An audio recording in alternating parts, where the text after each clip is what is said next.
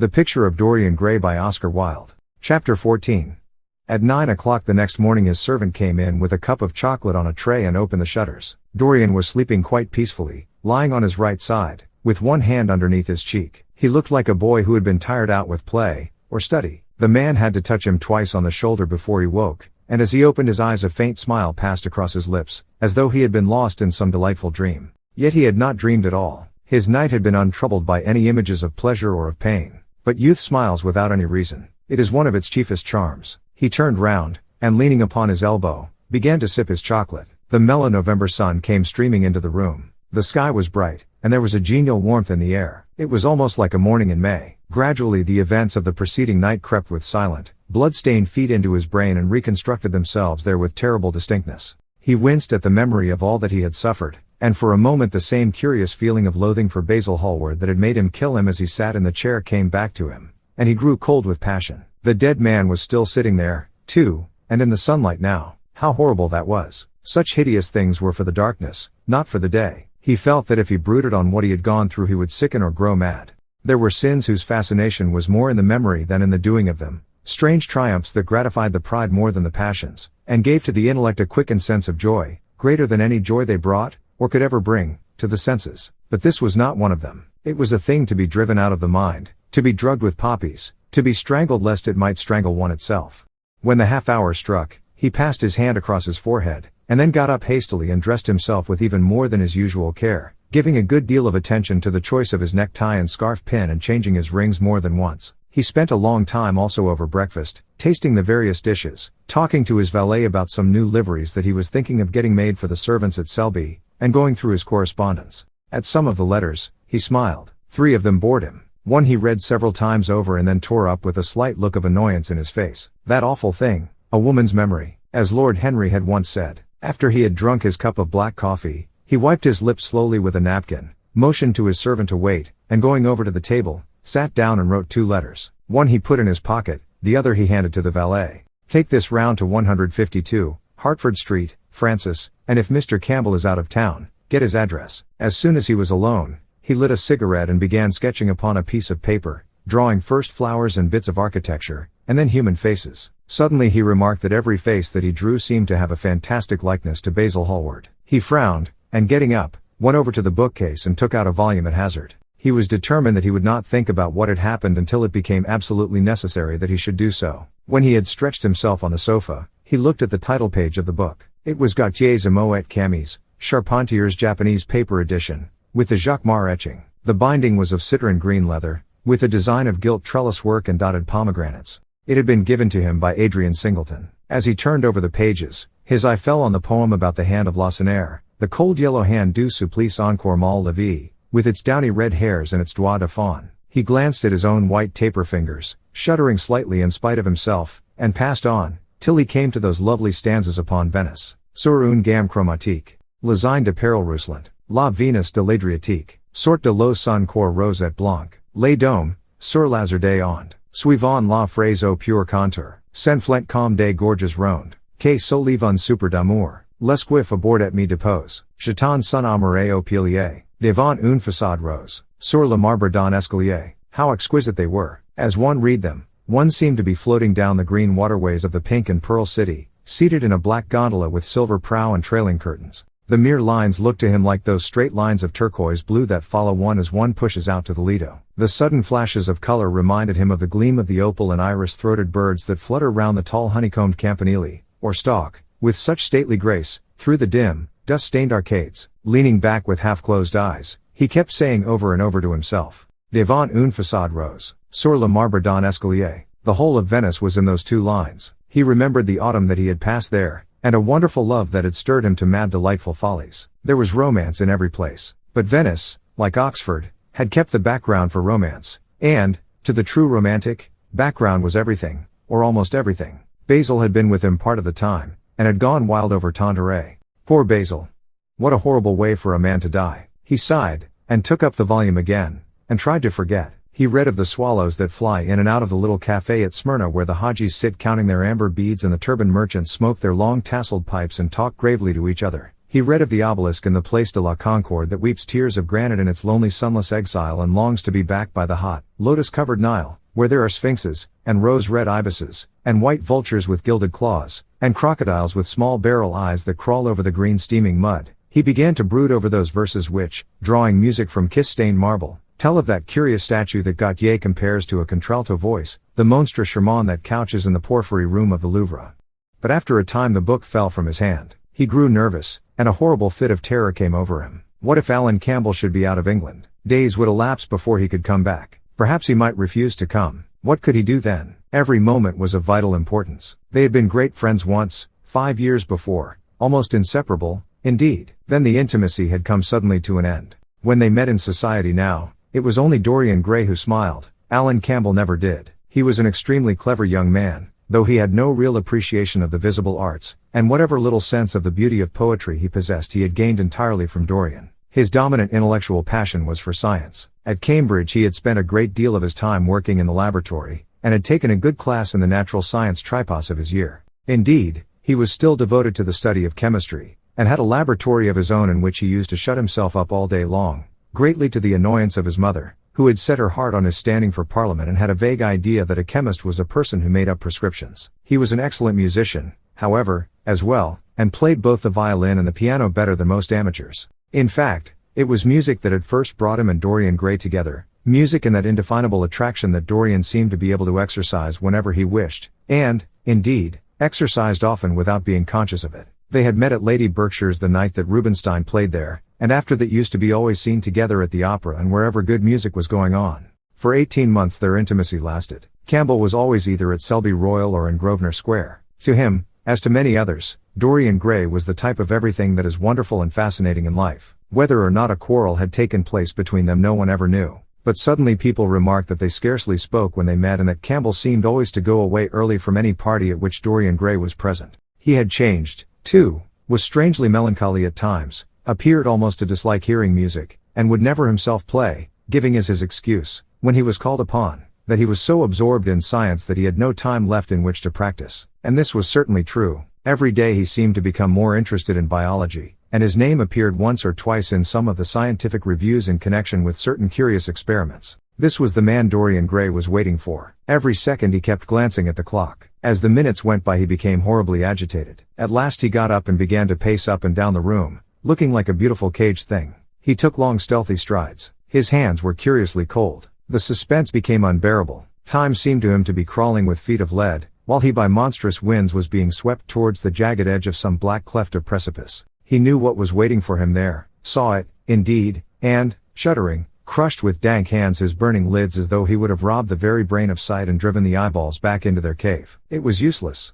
The brain had its own food on which it battened, and the imagination, made grotesque by terror, twisted and distorted as a living thing by pain, danced like some foul puppet on a stand and grinned through moving masks. Then, suddenly, time stopped for him. Yes, that blind, slow-breathing thing crawled no more, and horrible thoughts, time being dead, raced nimbly on in front, and dragged a hideous future from its grave, and showed it to him. He stared at it.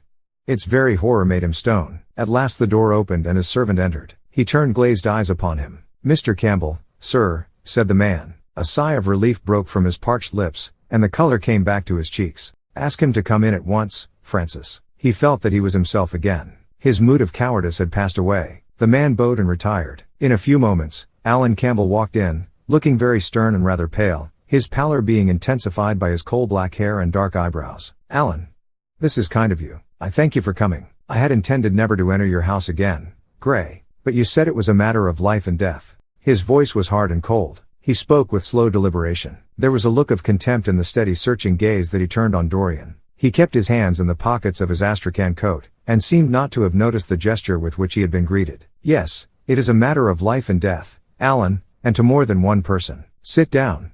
Campbell took a chair by the table, and Dorian sat opposite to him. The two men's eyes met. In Dorian's there was infinite pity. He knew that what he was going to do was dreadful. After a strained moment of silence, he leaned across and said, very quietly, but watching the effect of each word upon the face of him he had sent for, "Alan, in a locked room at the top of this house, a room to which nobody but myself has access, a dead man is seated at a table. He has been dead 10 hours now.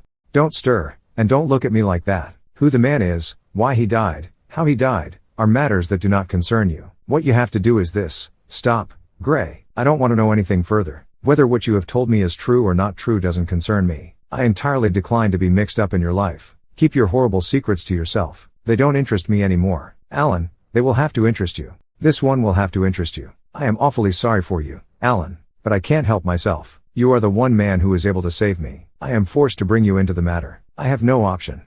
Alan, you are scientific. You know about chemistry and things of that kind. You have made experiments. What you have got to do is to destroy the thing that is upstairs. To destroy it so that not a vestige of it will be left. Nobody saw this person come into the house. Indeed, at the present moment he is supposed to be in Paris. He will not be missed for months. When he is missed, there must be no trace of him found here. You, Alan, you must change him, and everything that belongs to him, into a handful of ashes that I may scatter in the air. You are mad, Dorian. Ah.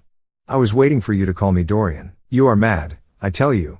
Mad to imagine that I would raise a finger to help you. Mad to make this monstrous confession. I will have nothing to do with this matter, whatever it is. Do you think I'm going to peril my reputation for you? What is it to me what devil's work you are up to? It was suicide, Alan. I am glad of that. But who drove him to it? You, I should fancy. Do you still refuse to do this for me? Of course I refuse. I will have absolutely nothing to do with it. I don't care what shame comes on you. You deserve it all. I should not be sorry to see you disgraced, publicly disgraced. How dare you ask me, of all men in the world, to mix myself up in this horror? I should have thought you knew more about people's characters. Your friend Lord Henry Wotton can't have taught you much about psychology. Whatever else he has taught you, nothing will induce me to stir a step to help you. You have come to the wrong man. Go to some of your friends. Don't come to me. Alan, it was murder. I killed him. You don't know what he had made me suffer. Whatever my life is, he had more to do with the making or the marring of it than poor Harry has had. He may not have intended it. The result was the same. Murder.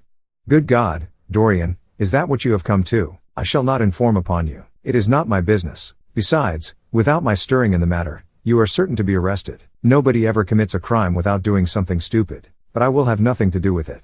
You must have something to do with it. Wait a moment. Listen to me. Only listen, Alan.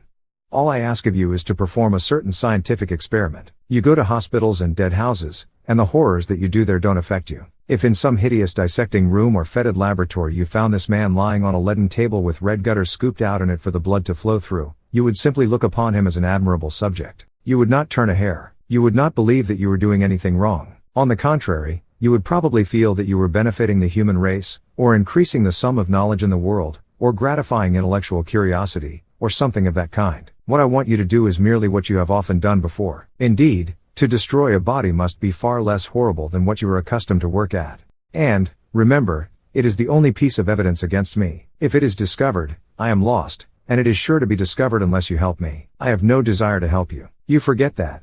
I am simply indifferent to the whole thing. It has nothing to do with me. Alan, I entreat you. Think of the position I am in. Just before you came I almost fainted with terror. You may know terror yourself someday. No.